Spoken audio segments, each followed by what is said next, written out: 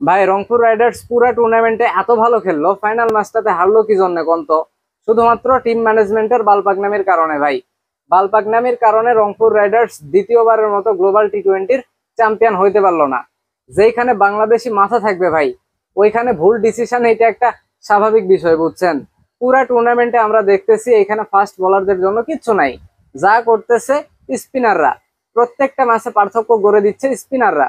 সেই জায়গায় Rangpur Riders final ম্যাচটাতে একজন জেনুইন স্পেশালিস্ট স্পিনার নিয়ে মাঠে নামছে, সেটা হচ্ছে তাবরাইজ শামসী, যে রংপুর রাইডার্স এর স্পিনারদের মধ্যে সবচাইতে বাজে বোলিং করছে এই টুর্নামেন্টে।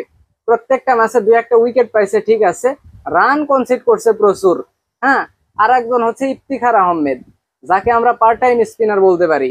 দুইজন মিলে এই ম্যাচটাতে 5 ওভার বোলিং করছে, 5 ওভারে 40 রান দিছে, দুইটা উইকেট বের করছে, ইকোনমি 8।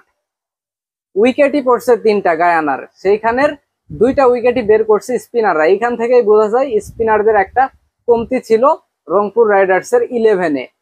দেখেন, গায়ানার 4জন বিশ্বসেরা ব্যাটসম্যান আছে, আপনার গুরবাজ, তারপরে জনসন চার্লস, তারপরে আছে রোমারিও শেফার্ড, তারপরে মঈন আলী, যারা একটা ম্যাচকে একা হাতে উল্টে দিতে পারে ভাই।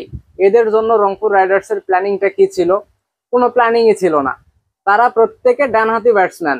তাদের তাদের কথা চিন্তা করে আমরা এইখানে একটা অন্তত মানে লেফট আর্ম স্পিনার খেলাইতে পারতাম।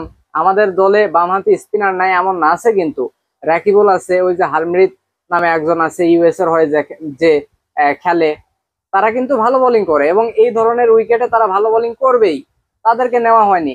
প্রত্যেকটা ম্যাচে আপনার আজমতুল্লাহ উমরজাই খারাপ করছে, ইব্রাহিম জাদরান খারাপ করছে।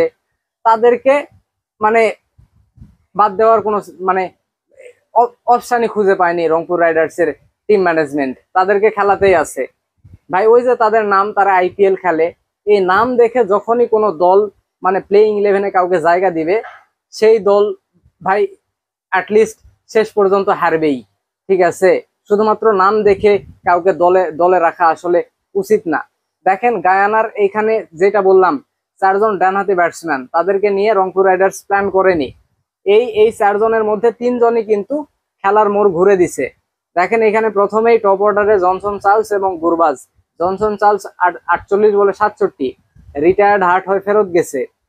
গুরবাজ 38 বলে 66। এই দুইজনের বিশাল এই পার্টনারশিপ কিন্তু এই গায়ানাকে মানে সামনের দিকে নিয়ে গেছে। এদেরকে আটকানোর জন্য আমাদের হাতে কোনো অপশন ছিল না। আমাদের এখানে কিন্তু বাম হাতে কোনো ফাস্ট বোলারও নাই। হ্যাঁ, তারপরে দেখেন রোমারিও শেফার্ড লাস্টে এসে 9 বলে 28 রানের বিধ্বংসী একটা ইনিংস খেলে দিছে, যার জন্য 196 রান হয়ে গেছে। এইরকম উইকেটে 196 রান, এইটা টপকানো অসম্ভব। এইটা টপকানো অসম্ভব ভাই। যেখানে যেখানে গায়ানার গায়ানার প্লেইং 11 স্পিনারদের মানে মানে কি বলবো, স্পিনারদের অভাব নেই। দেখেন গায়ানা কতগুলো স্পিনার নিয়ে খেলতে নামছে, আপনাদেরকে নামগুলা যদি বলি, আকিল হোসেন বিশ্বমানের একজন স্পিনার, মঈন আলী, তারপরে আছে ইমরান তাহির, গুদাকেশ মোটি, মানে মোটে তারা 1 2 3 4 4জন স্পিনার নিয়ে মাঠে নামছে। 2জন ফাস্ট বোলার, তার মধ্যে ডোয়াইন প্রেটোরিয়াস, সে কিন্তু স্লোয়ার বল করে থাকে। হ্যাঁ, একজন মানে ফাস্ট বোলার আছে, সেটা হচ্ছে রোমারিও শেফার্ড।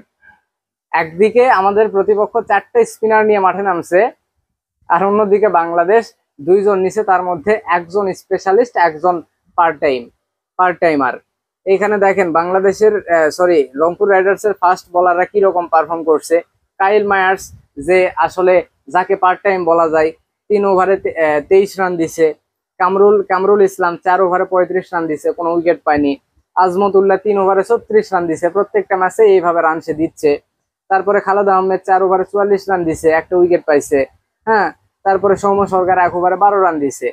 অন্যদিকে আপনি ইয়ে গায়ানার আপনি গায়ানার স্পিনারদের পারফরমেন্স দেখেন। গায়ানা এইখানে আকিল হোসেন 4 ওভারে 24 রান দিয়ে কোনো উইকেট পায়নি, ইকোনমিক্যাল বোলিং করছে। মঈন আলী 3 ওভারে 13 রান দিয়ে একটা উইকেট নিচ্ছে। তারপরে দেখেন ইমরান তাহির একটু খরচে মানে রান কনসিড করছে, কিন্তু 2টা উইকেট পাইছে, 4 ওভারে 39 রান, 2 উইকেট। তারপরে দেখেন গুদাকেশ মোটে 3 ওভার 5 বল, মোটে ধরেন ওইটা 4 ওভার বোলিং করে 32 রান দিয়ে 2টা উইকেট নিছে। স্পিনাররাই কিন্তু ম্যাচের পার্থক্য গড়ে দিছে ভাই। হ্যাঁ, ম্যাচের পার্থক্য গড়ে দিছে।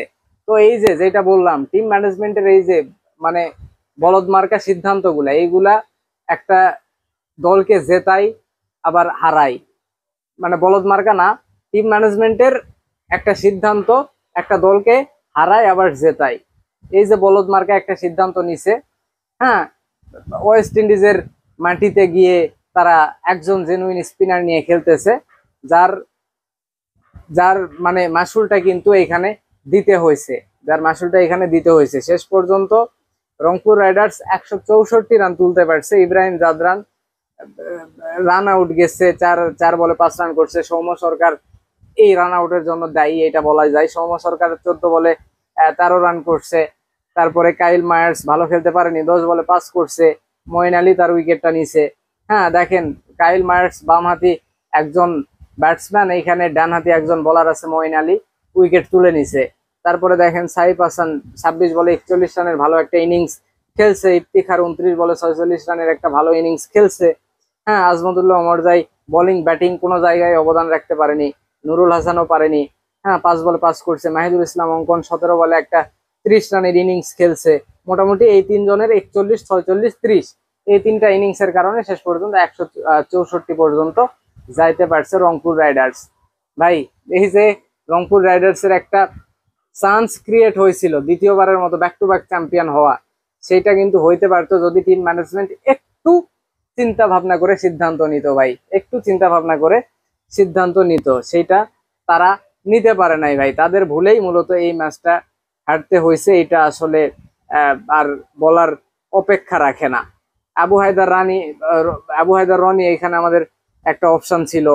তারপরে ধরেন আকিব জাভেদ আছে, খাওয়াজা নাফায় আছে, তাদেরকে খেলানোই হয়নি। বলতে পারতেছি না সঠিক, খাওয়াজা নাফায় এরা মনে হয় আসলে দলের সাথে নাই, তারা বোধহয় যায়নি।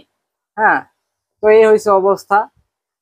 মানে বাংলাদেশও যেমন বর্তমানে ভুল ডিসিশনের জন্য বেশ কিছু ম্যাচ হারতেছে, তেমনি ওইখানেও বাংলাদেশের একটা দল ওইখানেও শুধুমাত্র ভুল ডিসিশনের কারণে চ্যাম্পিয়ন হওয়ার একটা চান্স মিস হয়ে গেল। হ্যাঁ, যেমন বাংলাদেশ ভুল ডিসিশনের জন্য প্রথম টি-20 ম্যাচ লঙ্কানদের বিপক্ষে হারলো, একদম পুরাই ফাউল ডিসিশন গুলা নিছিল। মানে এই এই এই বুদ্ধিগুলা কেমনে যে তাদের মাথায় আসছিল তারাই ভালো জানে। হ্যাঁ, তারা জাকের আলী অনিককে বাদ দিছিল, মুস্তাফিজকে বাদ দিছিল, এদেরকে বাদ দিছিল, মাহিদি হাসানকে বাদ দিছিল।